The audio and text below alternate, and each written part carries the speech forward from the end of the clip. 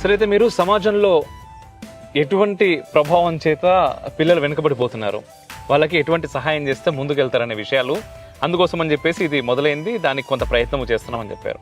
అయితే మీ చిన్నతనంలో ఖచ్చితంగా కొన్ని ఎదురై ఉంటాయి మీకు సంఘటనలు.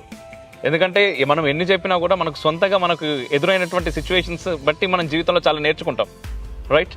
సో మీకు బాగా బాధ కలిగించిన లేదా అటువంటి సంఘటన ఏదైనా ఉందా మాతో పంచుకోవడానికి? అంటే లేదా సమాజంలో ఈ మార్పు మనం తీసుకురావాలి ఖచ్చితంగా అనిపించడానికి. అద్భుతంగా ఉన్నాయండి, అందరికీ ఉంటాయి. నేను ప్రారంభంలో అదే చెప్పాను, అందరికీ అలాంటి ఎక్స్పీరియన్స్లు అవుతాయి.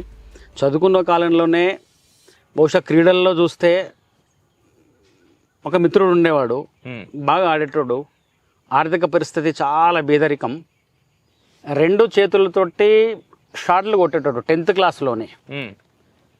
తర్వాత కాలంలో ఎటువంటి గైడెన్స్ లేని కారణంగా జీవితంలో అనుకున్నది సాధించలేక, ప్రోత్సాహం లేక పెయింటింగ్ వేస్తూ తాగుడుకు బానిస అయిపోయి ఈ మధ్యనే మరణించినటువంటి సంఘటనలు ఉన్నాయి.